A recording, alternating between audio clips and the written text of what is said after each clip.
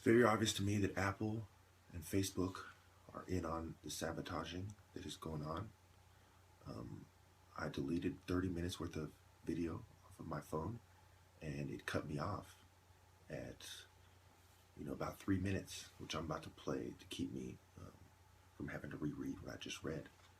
And then on Facebook, after I posted, I just got a message from one of my users in the group who says that they're getting notifications, but they're not seeing my posts. So I'm gonna have to post these on multiple sites. Everything they do blows up in their face, and I expose them for it as well. I'm gonna play the 2-minute, 35-second clip. Now I'll continue from there.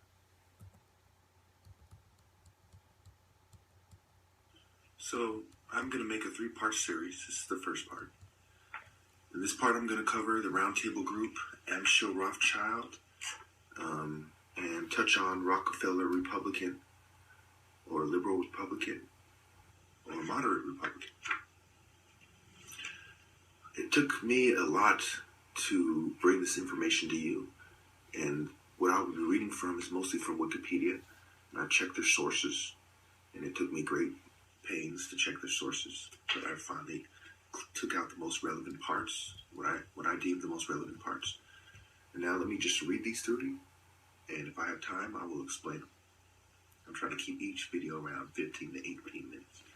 Roundtable Group. The Roundtable was founded in 1972 by John Harper, the head of ALCOA Aluminum, and Fred Borch, CEO of General Electric, who were concerned about growing public hostility toward corporations as evidenced by support for government regulation of the workplace environment and about the power of unions to squeeze corporate profits in an increasingly competitive international market. The two CEOs talked with John Connolly, President Nixon's Secretary of Treasury, and Arthur Burns, the chairman of the Federal Reserve, who advised them to set up a lobbying organization that would specifically represent large banks and corporations. Harper was the first president, followed by Thomas Mercy of General Motors, Irving Shapiro of DuPont, and Clifford Garvin of Exxon. The group was formed through the merger of 3 existing organizations: the March Group, consisting of chief executive officers who met informally to consider public policy issues; the Construction User Anti-Inflation Roundtable, a group devoted to containing construction costs; and the Labor Law Study Committee, largely made up of labor relations executives of major companies. The group is called President Obama's closest ally in the business community. I would note that even though this is a Republican group for the most part. The Business Roundtable played a key role in defeating an antitrust bill in 1975 and a Ralph Nader plan for Consumer Protection Agency in 1977. It helped dilute the Humphrey Hawkins Full Employment Act. But the Roundtable's most significant victory was in blocking labor law reform that sought to strengthen labor law to make it more difficult for companies to intimidate workers who wanted to form unions. The AFL-CIO produced a bill in 1977 that passed the House, but the Roundtable voted to oppose the bill, and through its aggressive lobbying, it prevented the bill's Senate. That's where it ends. It prevented the bill's Senate supporters from rounding up the 60 votes in the Senate necessary to withstand a filibuster. In fiscal policy, the Roundtable was responsible for broadening the 1985 tax cuts signed into law by Ronald Reagan, lobbying successfully for sharp reductions in corporate taxes. In trade policy, it argued for opening foreign markets to American trade and investment. The Omnibus Trade Act of 1988 reflected the thinking of the Business Roundtable. In 1990, the Roundtable urged George Bush to initiate a free trade agreement with Mexico. In 1993, the Roundtable lobbied for NAFTA and against any strong agreements on labor and the environment. It provided the money and leadership for the main pro-NAFTA lobby. The Roundtable also successfully opposed changes in corporate governance that would have made boards of directors and CEOs more accountable to stockholders. In 1986, the Roundtable convinced the Securities and Exchange Commission to forego new rules on merger and acquisitions. And in 1993, convinced President Clinton to water down his plan to impose penalties on excessive executive salaries. Citicorp CEO John Reed, chairperson of the Roundtable's Accounting Task Force, argued that Clinton's plan would have had negative effects on U.S. competitiveness. The Roundtable's Health, Welfare, and Retirement Income Task Force, chaired by Prudential Insurance CEO Robert C. Winters, cheered President Bush's plan, which consisted mainly of subsidies to the healthcare industry. The nation's healthcare system works well for the majority of Americans, the Roundtable announced in a 1991 statement, "We believe the solutions lie not in tearing down the present system, but in building upon it." It strongly supported passage of the No Child Left Behind Act of 2002, and is now actively working with states on implementation. It has issued press releases, submitted editorials, given congressional testimony, and distributed personal ads. The Business Roundtable also acts as a major lobby that aims to extend or maintain administrators' rights/power in large companies. For example, the U.S. Securities and Exchange Commission adopted the so-called Shareholders' Access to Proxy rule, which aimed to empower shareholders in the proposition and nomination of administrators of big corporations. The Business Roundtable was strongly against the rule, as its president, John Castellani, reported to the Washington Post about removing this rule. "This is our highest priority, ... Literally all of our members have called about this, and they got the upper hand. The SEC rule was finally dropped after intense lobbying and lawsuits." Legislation. The Business Roundtable wrote a letter to members of the House strongly endorsing the Customer Protection and End User Relief Act, H.R. 4413, 113th Congress. According to the Business Roundtable letter, a survey of chief financial officers and corporate treasurers underscores the urgent need for the end-user provisions. In this bill, 86% of respondents indicated the fully collateralizing over-the-counter derivatives would adversely impact business investment, acquisition, research and development, and job creation. The letter concluded that the Business Roundtable supports efforts to increase transparency in the derivatives market and enhance financial stability for the U.S. economy through thoughtful new regulation while avoiding needless costs. Criticism. The Business Roundtable has been identified by advocates for shareholder democracy and owners' rights as a primary inhibitor of progress in corporate governance, who claim that through its lobbying of the SEC and the NYSE and other regulatory and self-regulatory institutions, the Business Roundtable has sought to limit shareholder proxy rights and the power to nominate directors. The critics of the Business Roundtable contend that rather than fighting on behalf of stockholders in companies, it has focused purely on increasing executive power and compensation, thereby diminishing return to the owners or shareholders of these firms. Corporate governance pioneer Robert A.G. Monks, in his 2007 book Corpocracy, How CEOs and the Business Roundtable Hijacked the World's Greatest Wealth Machine and How to Get It Back, argues that the Business Roundtable has been a key player in the steady dilution of shareholder access to the boardroom, and that this has contributed to the skyrocketing rates of CEO compensation. G. William Domhoff, in Who Rules America, argues that the Business Roundtable supports the network of corporate control and influence over the economy, politics, and media. In the battle for the soul of capitalism, John C. Bogle, the founder of the Vanguard Group and author of Investing Classic Common Sense on Mutual Funds, New Imperatives for the Intelligent Investor, argues that the Business Roundtable is to blame for the failure of recent corporate governance initiatives. The University of Hawaii Robert R. Locke, author of Confronting Managerialism, identifies the Business Roundtable as the major contributor to what he calls managerialism, the shift in power from owners, shareholders, to those who are the manager agents of the firms. His 2011 work, Confronting Managerialism, How the Business Elite and Their Schools Threw Our Lives Out of Balance, explores several cases in which Business Roundtable has opposed changes to corporate governance rules that would have empowered shareholders at the expense of CEOs. Investigative journalist David DeGraw criticizes the Business Roundtable in his report, which sparked the 99% movement. DeGraw wrote that at the center of the economic elite, about 0.5% of the population, is the Business Roundtable, an organization representing Fortune 500 CEOs that is interlocked with several lead elite organizations. Many Americans have never heard of the Business Roundtable. It is the most influential and powerful economic elite organization. The Roundtable's first year of operation was 1972, which coincided with the beginning of the CEO salary explosion, and has been the driving force behind the unprecedented concentration of wealth since their inception. Their dominance over the U.S. economy and government is unparalleled.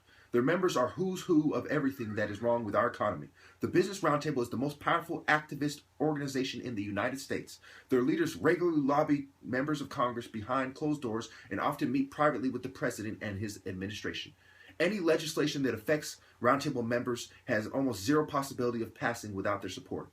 For three major examples, look at the healthcare and finance reform along with the military budget.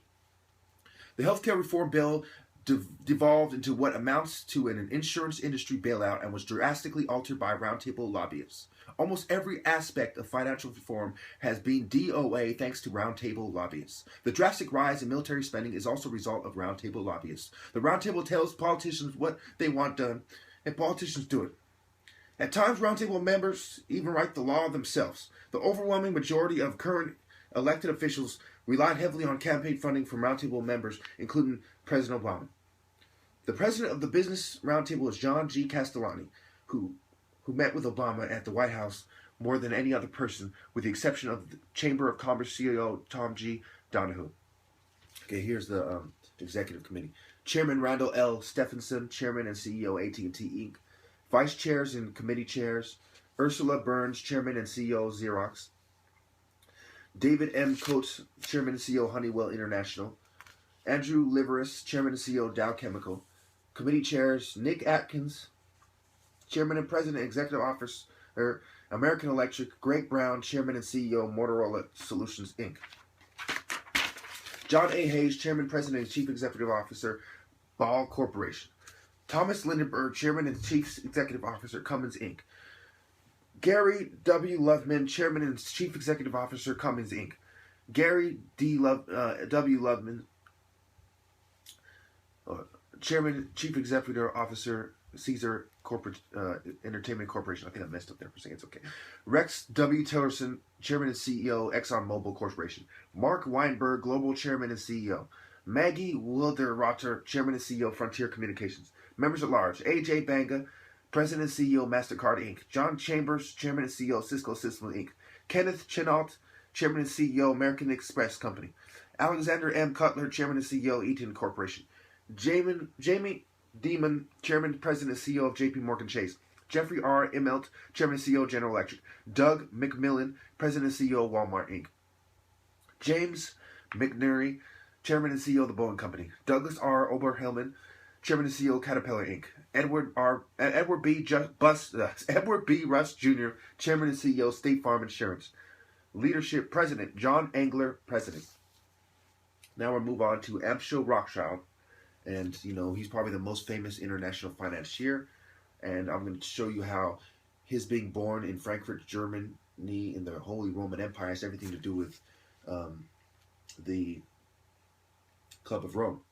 The Holy Roman Empire, Latin, well, I'm not going to read the Latin or German, was a multi-ethnic complex of territories in Central Europe that developed during the early Middle Ages and continued until its dissolution in 1806. The largest territory of the empire after 962 was the Kingdom of Germany, though it included the Kingdom of Bohemia, the Kingdom of Burgundy, the Kingdom of Italy, and numerous other territories.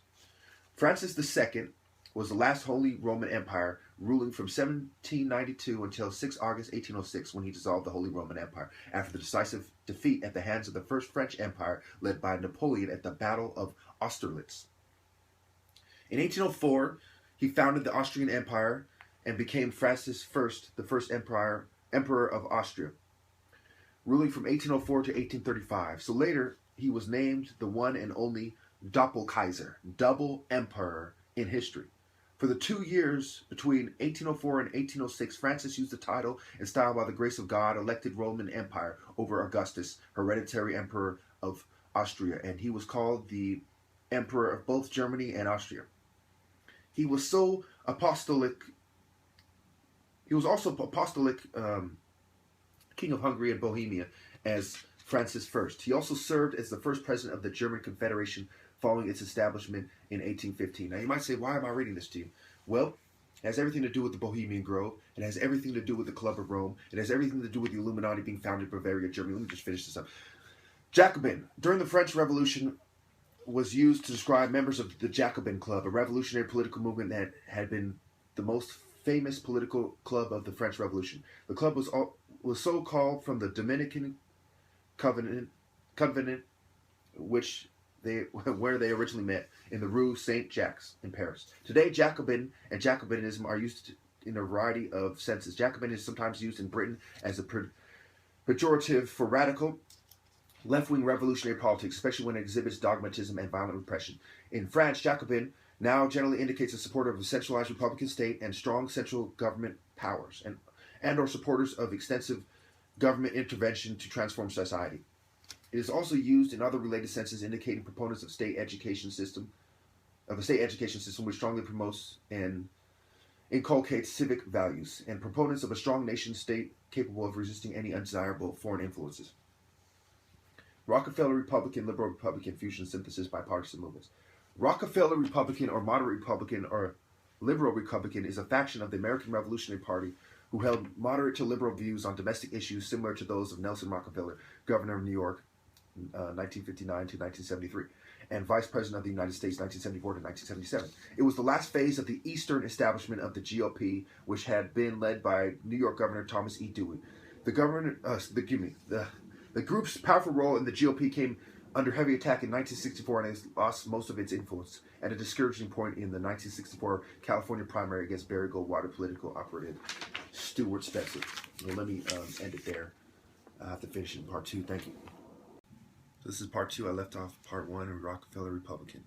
At a discouraging point in the 1964 California primary campaign against Barry Goldwater, political operative Stuart Spencer called on Rockefeller to summon that fabled nexus of money, influence, and condescension known as the Eastern Establishment. "You are looking at it, buddy," Rockefeller told Spencer. "I am all that is left." The violent events of the French Revolution impressed themselves deeply into the mind of Francis, as well as other European monarchs, and he came to distrust radicalism in the form in 1794. This is going back to Jacobins and Francis. Jacobin conspiracy was discovered in the Austrian and Hungarian armies. The leaders were put on trial, and the verdicts only skirted the perimeter of the conspiracy. Francis's brother, Alexander Leopold, at the time Palatine of Hungary, wrote to the emperor admitting, "Although we have caught a lot of the culprits, we have not really got to the bottom of this business yet." Nonetheless, 2 officers heavily implicated in the conspiracy were hanged and gibbeted, while numerous others were sentenced to imprisonment, many of whom died from the conditions. Now, Trilateral Commission, liberal side of the coin, 2 sides of the same coin. Sensing a profound discord among the nations of North America, Europe, and Japan, the Trilateral Commission was founded to foster substantive political and economic dialogue across the world. To quote its founding declaration, "Growing interdependence is a fact of life of the contemporary world. It transcends and influences national systems. While it is important to develop greater cooperation among all the countries of the world, Japan, Western Europe, and North America, in view of their great weight in the world economy and their massive relations with one another, bear a special responsibility for developing effective cooperation, both in their own interests and in those of the rest of the world. To be effective in meeting common problems, Japan, Western Europe, and North America will have to consult and cooperate more closely on the basis of equality, develop and carry out coordinated policies on matters affecting their common interests, refrain from unilateral actions incompatible with their interdependence, and from actions detrimental to other regions.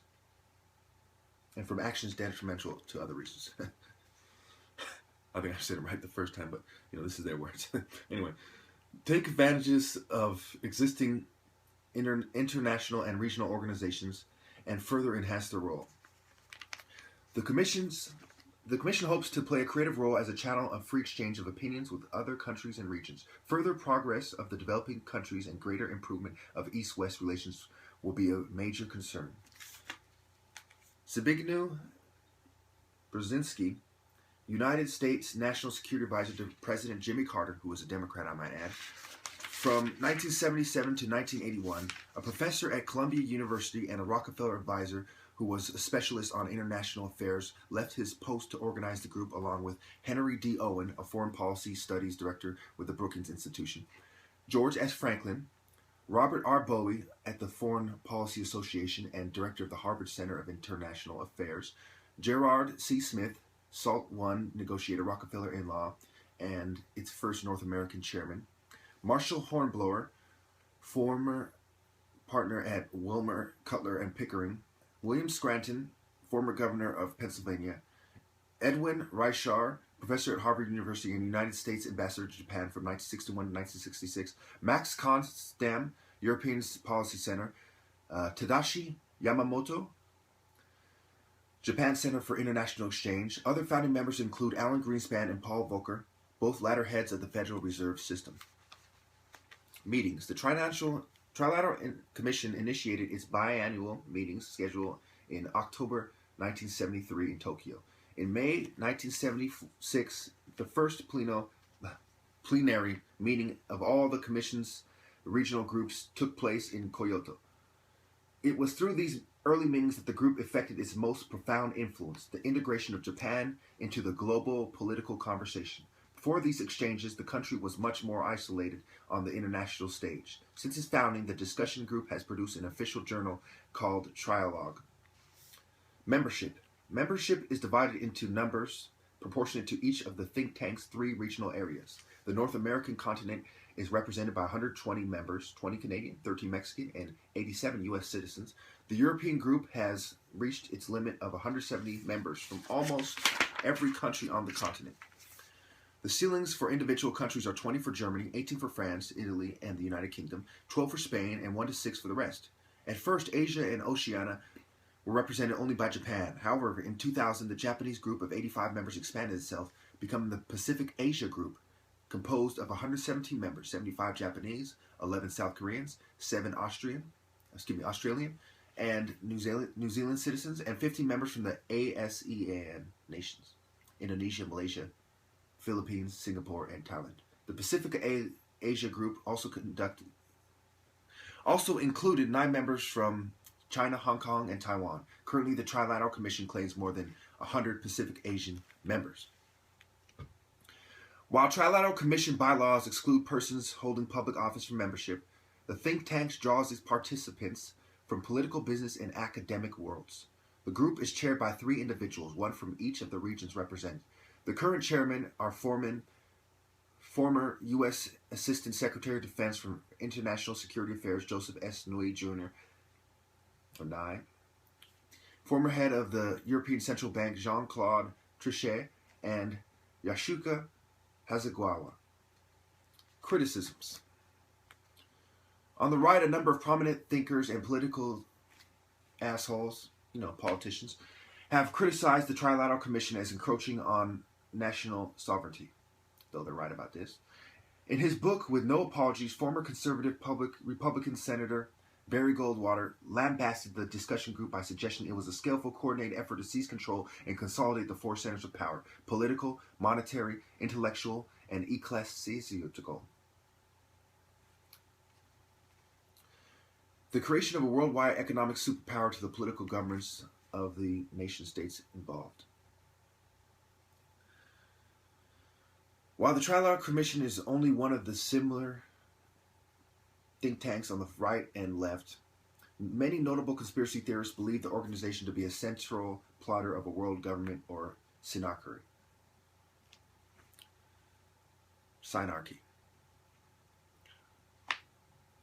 As documented by journalist Jonathan Kay, 9/11 conspiracy theorist Luke Rudkowski gained notoriety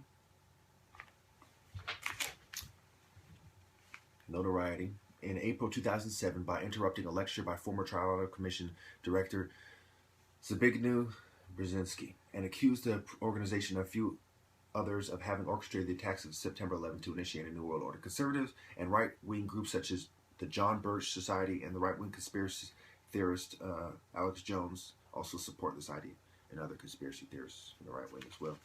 Conservative pundit Charles Krauthammer sardonically alluded to the conspiracy theories when he was asked in 2012 who makes up the Republican establishment, saying Karl Rove is the president. We meet every month on the full moon at the Masonic Temple. We have the ritual. Karl brings the incense. I bring the live lamb and the long knife. And we began with a pledge of allegiance to the Trilateral Commission. Of course, he's joking, but that about it's not too far from the truth.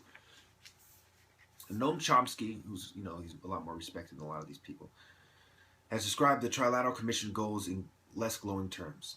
Essentially, liberal internationalists from Europe, Japan, and the United States, the liberal wing of the intellectual elite, that's where Jimmy Carter's whole government came from, the Trilateral Commission, was concerned with trying to induce what they call more moderation in democracy, turn people back to passivity, and obedience so that they don't put so many constraints on state power and so on.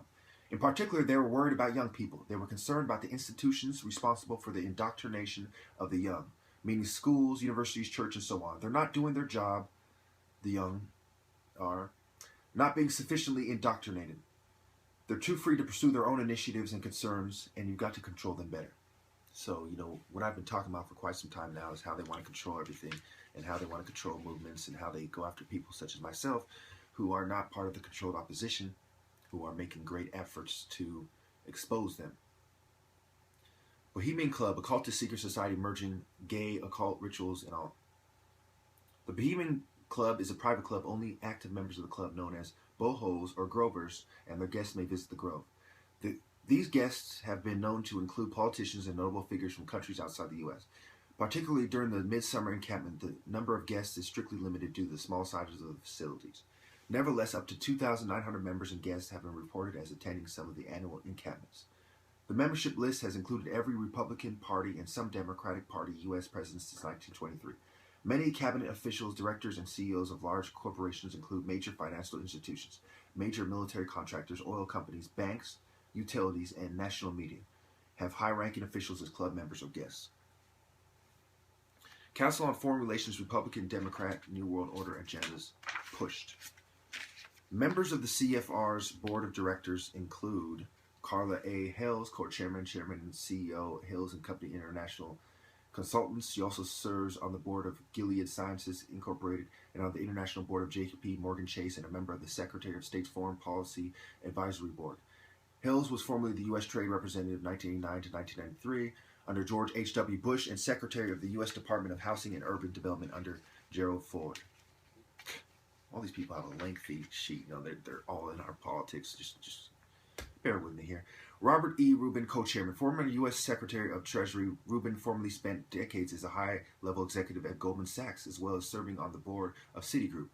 He was the first director of the National Economic Council and served as President Bill Clinton's assistant on economic policy. I mean, if you look at all Goldman Sachs, JP Morgan Chase, Citigroup, we all know these people are complete trash. They're complete unscrupulous, unethical, unprincipled, miscreant degenerates. We all know this. David M. Rubenstein, vice chairman, co-founder and managing director of the Carlyle Group. Regent of the Smithsonian Institute, vice chairman of the board of Duke University and the Brookings Institution, and president of the Economic Club of Washington. Richard N. Haas, former State Department Director of Policy Planning and lead U.S. official on Afghanistan and Northern Ireland, 2001 to 2003, and principal Middle East advisor to President George H.W. Bush, 1989 to 1993. You can imagine how. Well, let me just finish this. John P. Abizade, senior partner, JPA Partners, LLC, former general in U.S. Army, who was the longest-serving commander for CENTCOM, chair of West Point's Combatant Terrorism Center, member of the board of directors of the Fortune 500 United Services Automobile Association, USAA, and holding company RPM International. Peter Ackerman, managing director of Rockport Capital Incorporated, member of the Executive Council of the International Institute for Strategic Studies. Madeline K. Albright, chair Albright Stonebridge Group, LLC, and former U.S. Secretary of State, 1997 to 2001. Currently serves on the U.S. Defense Department's Defense Policy Board. Great. Zoe Byrne, president of the Markle Foundation, appointed to the President's Foreign Intelligence Advisory Board, 1994-2000. The G8 Heads of State Digital Opportunity Task Force, 2000 to 2002. The Congressional Commission on the Roles and Capabilities of the U.S. Intelligence Community, 1995. The Secretary of Defense is Technology and Political Advisory Committee, 2003 to 2004. And the NSA Advisory Board Cyber Awareness and Response Panel, 2010 to 2011. Baird was the Senior Vice President and General Counsel of Aetna, 1990 to 1996, and Associate Counsel to the President, 1980 to 1981. Alan S. Blinder. The names of these people. Anyway, Gordon S. Rentschler, Memorial Professor of Economics and Public Affairs, Princeton University. Blinder was the Vice President of the Federal Reserve Board, 1994 to 1996, and a member of President Clinton's original Council of Economic Advisors, 1993-1994. He is a member of the Bretton Woods Committee and the Bellagio Group, and a former governor of the American Stock Exchange. Mary Boyce, Managing partner, Boys and McInnes LLP, also on the board of Center of International Studies and National Rescue Committee, business executive for national security, and the Dean's Executive Committee at Harvard's Kennedy School of Government. She has served as a member of the board of directors of MBNA Corporation, MBNA Bank. She was general counsel for the U.S. Civil Aeronautics Board, vice president of the CBS Inc., assistant director of the White House Domestic Policy Staff, and the counsel to the U.S. Senate Commerce Committee. Oh, yeah, and counsel to that. Anyway, David G. Bradley, chairman, Atlantic Media Company, founder of the advisory board company, and corporate executive board member of the board of the New American Foundation. Tom Brokaw, special correspondent, NBC News from 1983 to 2004, anchor and managing editor of NBC Nightly News, has won 2 Peabody Awards and several Emmy, Overseas Press Club, and National Headliner Awards.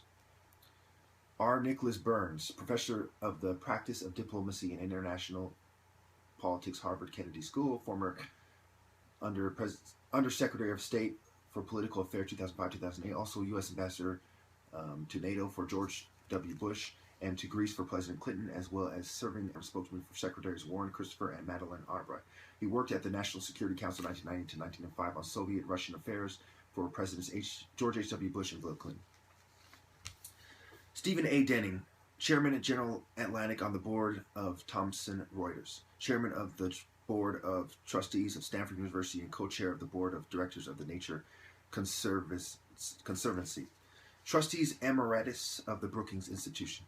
Martin S. Fieldstein, president emeritus, National Board of Economic Research, former chairman of the Council of Economic Advisors and chief economic advisor to President Ronald Reagan, president of the American Economic Association in 2004, member of the Foreign Intelligence Advisory Board under George W. Bush, 2006, member of the Economic Recovery Advisory Board under President Barack Obama, 2009. Stephen Friedman, same last name as that famous feminist. Anyway, chairman Stone Point Capital. Friedman served 2002-2004 as assistant to President George W. Bush for economic policy and as director of the National Economic Council, chairman of the President's Intelligence Advisory Board, the Intelligence Oversight Board, Goldman Sachs, the Federal Reserve Bank of New York, and of the Board of Trustees of Columbia University. Okay, I'm going to have to end it there. I went over. It's important to note that I have been being gassed, okay? That's the reason why I bought this fan, okay? It's a circulation fan. I'm trying to circulate at it, and as a result, they increased the dose. That's part of the reason why I slipped on some of these words. Okay, psychiatric medication makes you sound like a babbling idiot, whether you take the shot, whether you take the pills, whether they give you the aerosol spray, willingly or otherwise. Thank you. So recently I've been very upset with black people, and I apologize. Maybe one day they'll see this video and understand, maybe they won't. But I had a good reason to be upset. But I didn't have any good reason or any good excuse or justification for the way I've treated 2 people in particular, and they know who they are. And then I even avoided my brother's call because he called me right when I was talking to myself about this issue. Let me get to this. So yes, I felt I need to get that off my chest. Part 3. We were talking about. We left off reading the list. I believe it's members of the CFR. I guess we were talking about Council on Foreign Relations. I guess we were talking about the CFR. Okay, so if some of you got mistaken out, I almost feel like I actually said this was a different group. This is the CFR we're talking about now. Ann M. Fudge, former chairman and CEO of marketing company Young and Republican Brands. She previously served as president of Beverages, Desserts, and Post Divisions, a $5 billion unit of Kraft Foods. Before joining General Foods, she spent 9 years at General Mills. She serves as chair of the U.S. Programs Advisory Board of the Gates Foundation, as a trustee of the Rockefeller Foundation and the Brookings Institution, and as a member of the Finance Committee of the Harvard Corporation. She also serves on the board of directors of General Electric, Novartis, Baylor, and Infosys. Pamela Gann, trustee professor of legal studies and George R. Roberts Fellow, and senior fellow of the Kravis Leadership Institute, Claremont McKenna College, former president of Claremont McKenna College and dean of Duke University School of Law. Talmadge Ace Glosser, Former CEO of Reuters, Glosser also serves on the board of Merck & Co. Inc., Morgan Stanley, and K2 Intelligence. He is also a member of the Business Council and the Atlantic Council International Advisory Board. Peter B. Henry, Dean, Stern School of Business, also member of the boards of Kraft Foods and the National Bureau of Economic Research, and a non-resident senior fellow at the Brookings Institution.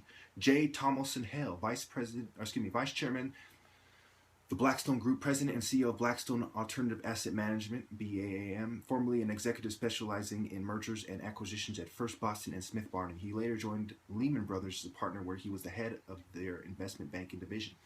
Donna J. Haranak, President Boeing Brazil. The Boeing company Haranak was formerly the Vice President of Global Public Policy and Government Affairs at PepsiCo Inc. and also serves as U.S. Ambassador to 4 countries, Brazil, Venezuela, Bolivia, and the Dominican Republic, and as Deputy Assistant Secretary of State for Mexico and the Caribbean. Shirley Ann Jackson, President, Rensselaer Polytechnic Institute. Jackson was appointed to serve on President Obama's Council of Advisors on Science and Technology, and Secretary of State Hillary Clinton appointed her to the International Security Advisory to the Department of State 2011. She was formerly chairman of the U.S. Nuclear Regulatory Commission 1995 to 1999. Dr. Jackson is a trustee of the Brookings Institution, a regent of the Smithsonian Institute, and a member of the Executive Committee of the Council on Competitiveness. She also serves on the board of directors of NYSE, Euronext, IBM, FedEx, Marathon Oil, Medtronic, and PSEG. Muhtar Kent, Chairman and CEO of the Coca-Cola Company. Kent is Chairman of the International Business Council of the World Economic Forum, co-chair of the Bipartisan Policy Center, CEO Council on Health and Innovation. A fellow of the Foreign Policy Association, a member of the Business Roundtable, former chairman of the Consumer Goods Forum, a past chairman of the U.S.-China Business Council, and chairman emeritus of the U.S. ASEAN Business Council. He also serves on the boards of 3M, Special Olympics International, Ronald McDonald House Charities, Catalyst, and Emory University. Jamie Miskick, President and Vice Chairman, Kissinger Associates, Inc. Ms. Miskick served as the global head of sovereign risk at Lehman Brothers. She also serves as a senior advisor to Barclays Capital. She currently serves on the boards of EMC Corporation, In-Q-Tel, and the American Digital Foundation, and is a member of the President's Intelligence Advisory Board. Before entering the private sector, she had a 20-year career as an intelligence officer, including a stint as the Central Intelligence Agency's Deputy Director for Intelligence 2002-2005, and as the Director of Intelligence Programs at the National Security Council 1995 to 1996. James W. Owens, Chairman and CEO Emeritus, Caterpillar Inc. Owens is also director of Alcoa Inc., IBM Corporation, and Morgan Stanley. He was a member of President Obama's Economic Recovery Advisory Board from 2009 to 2010 and is currently a member of the Board of Trustees of North Carolina State University. Eduardo J. Padron, President, Miami-Dade College. Dr. Padron is a past board chair of the Association of American Colleges and Universities and of the American Council on Education. He also serves on the boards of the Business Higher Education Forum, the College Board Advocacy and Policy Center, and the International Association of University Presidents. Padron also previously served on the board of the Federal Reserve Bank of Atlanta. Peter G. Peterson, Chairman, Peter G. Peterson Foundation. He is a chairman emeritus and co-founder of the Blackstone Group. Peterson was formerly the chairman of the Federal Reserve Bank of New York, chairman and CEO of Lehman Brothers, and chairman and CEO of Bell and Howell Corporation. Okay, the Lehman Brothers was 1973 to 1984, and the Howell Corporation was 1963 to 1971. Under President Nixon, Peterson was appointed as Assistant to the President for International Economic Affairs 1971, and then Secretary of Commerce 1972. Ruth Porat, Executive Vice President and Chief Financial Officer, Morgan Stanley. Porat is also a member of the U.S. Treasury's Borrowing Advisory Committee. She is Vice Chair of Stanford University Board of Trustees, a member of the Board of Trustees of the Economic Club of New York, a member of the Bretton Woods Committee, and a member of the Business Committee of the Metropolitan Museum of Art. Colin L. Powell, former four-star general in the United States Army and chairman of the Joint Chiefs of Staff, National Security Advisor for Ronald Reagan, 1987 to 1989, U.S. Secretary of State, 2001 to 2005. Powell also serves on the board of Bloom Energy. Frederick W. Smith, Chairman, President, and CEO of Federal Express Corporation, currently a member of the Business Roundtable, the Business Council, and is co-chairman of the Energy Security Leadership Council. Smith was a chairman of the U.S.-China Business Council, the International Air Transport Association, and the French-American Business Council, and a director of 5 other major public companies. Margaret Warner, senior correspondent, PBS NewsHour, previously reported for the Wall Street Journal. Vin Weber, or Weber, whichever way it is, co-chairman and partner, Mercury, Clark, and Weinstock, formerly member of the United States House of Representatives 1981 to 1993, representing Minnesota's 2nd Congressional District, where he was a member of the Appropriations Committee, former chairman of the National Endowment for Democracy. Christine Todd Whitman, president, the Whitman Strategy Group, previously served as the administrator of the Environmental Protection Agency, 2001 to 2003, and governor of New Jersey. Serves on the board of directors of S.C. Johnson & Son, Inc., Texas Instruments, United Technologies, the Eisenhower Fellowships, and the American Security Project. Fareed Zakaria, host CNN's Fareed Zakaria's GPS, editor-at-large of Time Magazine, and a regular Washington Post columnist. From 2000 to 2010, Zakaria was the editor of Newsweek International and managing editor of Foreign Affairs from 1992 to 2000. Policy initiatives. President George W. Bush addressed the meeting of the Council on Foreign Relations in Washington, D.C., speaking about the War of Terror and the rebuilding of Iraq after the Iraq War, December 7, 2005. The CFR started a program in 2008 to last for 5 years and funded by a grant from the Robina Foundation called International Institutions and Global Governance, which aims to identify the institutional requirements for effective multilateral cooperation in the 21st century. The CFR's Maurice C. Greenberg Center for Geoeconomic Studies, directed by scholar and author Sebastian Malaby, works to promote a better understanding among policymakers, academics, specialists, and the interested public of how economic and political forces interact to influence world affairs. The CFR Center for Preventative Actions seeks to prevent, diffuse, or resolve deadly conflicts around the world and to expand the body of knowledge on conflict prevention. It does so by creating a forum in which representatives of government, international organizations, non-governmental organizations, corporations, and civil societies can gather to develop operational and timely strategies for promoting peace in specific conflict situations. Bilderberg Group, and then we'll get into Francis II some more in the Club of Rome, and we'll wrap it up. The group's original goal of promoting Atlanticism has grown in 2001. Talk about the lost civilization of Atlantis, right? Dennis Healy, a Bilderberg Group founder and a steering committee member for 30 years, said, to say we were striving for one world government is exaggerated, but not wholly unfair. Those of us in Bilderberg felt we couldn't go on forever fighting one another for nothing and killing people and rendering millions homeless. So we felt that a single community throughout the world would be a good thing. A single community throughout the world would be a good thing. Isn't that exactly the same as a one world government? One world community? Basically what you said. According to former chairman Etienne Davenant, in 2011, a major attraction of Bilderberg Group meetings is that they provide an opportunity for participants to speak and debate candidly, and to find out what major figures really think without the risk of off-the-cuff comments becoming fodder for controversy in the media. In 2008, press release from the American Friends of Bilderberg stated that Bilderberg's only activity is its annual conference, and that at the meetings no resolutions were proposed, no votes taken, and no policy statements issued. However, in 2009, November, the group hosted a dinner meeting at the Château of Val-Duchesse in Brussels, outside its annual conference to promote the candidacy of Herman Van Rompuy for president of the European Council. Bernhard, Prince Bernhard Leopold, Frederick Eberhard, Julius, Kurt, Karl, Gottfried, Peter Graf von Biesterfeld in Jena, Saxe-Weimar, Eisenach, German Empire. Okay. He was a former Nazi with the Reiter SS, then opposed Nazis, spoke against Hitler, then joined the Dutch armed forces, and has communist friends. So when you see aspects of fascism and aspects of communism in the New World Order, it's because I believe Prince Bernhard was the first known head of Bilderberg. 1.1 million bribe from Lockheed Corporation for the Dutch government to buy fighter aircrafts was a scandal which he's known for.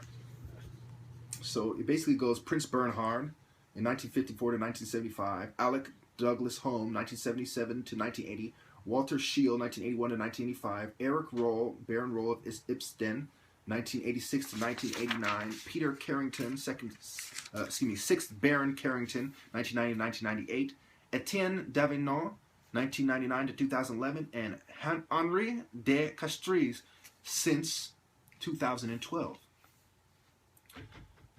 The French Minister of Finance, in the past, Banker Filth, aka Financial Filth. That's who this guy is. So, the Bilderberg Group, Bilderberg Conference, Bilderberg Meetings, or Bilderberg Club is an annual private conflicts of about 120 to 150 political leaders and experts from industry, finance, academia, and the media, established in 1954. About 2/3 of the participants come from Europe and the rest from North America. 1/3 from politics and government and the rest from other fields. So you see how it's a merger of the media, government, academia, industry, and you have the pharmaceutical industry. I mean, everything I talk about, in my videos on record, mainstream, encyclopedias, Wikipedia, cross-reference them, cross-check the references. Mainstream, on record. Francis II, last Holy Roman Empire, Germany, big time, thus Club of Rome, globalist filth. That's my title. No, I kid you not. That is what I wrote. Okay. The Club of Rome is a global think tank that deals with a variety of international political issues. Founded in 1968 at Accademia di Lincei in Rome, Italy, the Club of Rome describes itself as a group of world citizens sharing a common concern for the future of humanity. Oh, I'm touched. The Club of Rome is a global think tank that deals with a variety of international political issues. Founded in 1968 at Accademia di Lincei. Did I just go through? In Rome, Italy, the Club of Rome describes... okay. My apologies, I put that twice. It consists of current and former heads of state, UN bureaucrats, high-level politicians, and government officials, diplomats, scientists, economists, and business leaders from around the globe. It raised concern and considerable public attention in 1972 with its report, The Limits to Growth. The club states that its mission is to act as a global catalyst for change through the identification and analysis of the crucial problems facing humanity and the communication of such problems to the most important public and private decision makers, as well as to the general public. Since the 1st of July 2008, the organization has its headquarters in Winterthur, Switzerland. Swiss banks, Swiss bankers, international bankers, secret meetings that were exposed before they became known. Someone had to expose them. They were doing this stuff in secret. Do not for one second think that all these groups weren't doing it in secret before somebody blew the whistle. Somebody put these people on blast. That's why I'm reading this. If it wasn't for that, I wouldn't be reading this right now. A lot of good people had their life sabotaged to give you this information. A lot of people were killed, okay? A lot of people suffered. Their children suffered. Just so I could read this to you. I just want you to know that. As the leader of the large multi-ethnic Habsburg Empire, Francis felt threatened by Napoleon's social and political reforms, which were being exported through Europe with the expansion of the First French Empire. Francis had a fraught relationship with France. His aunt, Marie Antoinette, the wife of Louis the 16th. Yeah, that's 16th. And Queen Consort of France had been guillotined by the revolutionaries at the beginning of his reign. Francis, on the whole, was indifferent to her fate. She was not close to her father Leopold, and although Francis had met her, he had been too young at the time to have any memory of his aunt. Georges Danton attempted to negotiate with the emperor for Marie Antoinette's release, but Francis was unwilling to make any concessions in return.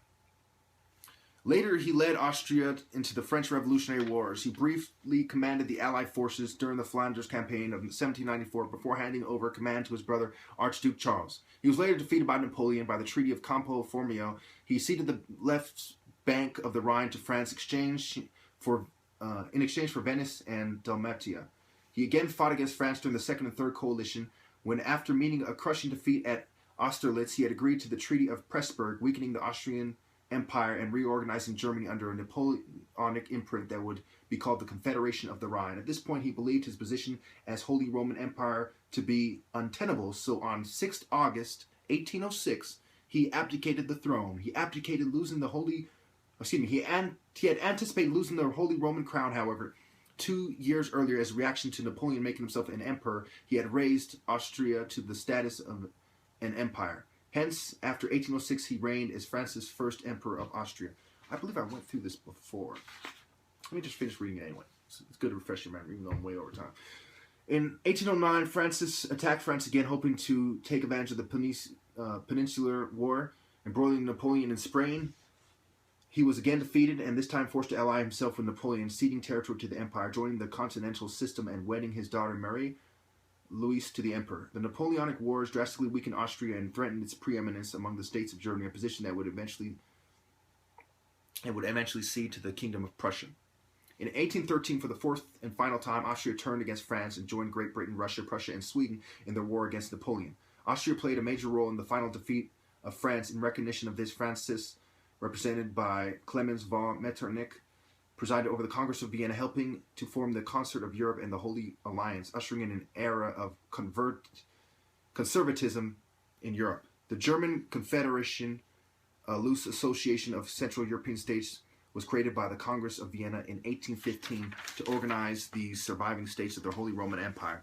The Congress was a personal triumph for Francis, who hosted the assorted dignitaries in comfort. Though Francis undermined his allies Tsar Nicholas and Frederick William III of Prussia by negotiating a secret treaty with the restored French king, King Louis XVIII. A federal diet met at Frankfurt under Austrian presidency. In fact, the Habsburg Empire was represented by an Austrian presidential envoy. Alright, so I'm way over, but I'd just like to say that all this happened with the Holy Roman Empire and the Holy Alliance, because they organized the surviving states of the Holy Roman Empire. What was this called? Let me get the name right. The German Confederation, a loose association of Central European states, was created by the Congress of Vienna in 1815 to organize the surviving states of the Holy Roman Empire. So Germany, in effect, is the surviving Holy Roman Empire. And believe it or not, it seems like these people are fighting. I mean, they were fighting each other. But you got to realize Napoleon is a famous Freemason, and he married the daughter of Francis II. Let me just double check this right there. He married the daughter of Francis II. When did he do that? Well, I've read it already. You can go back to find it. But yeah, he married his daughter. So all these people were working together.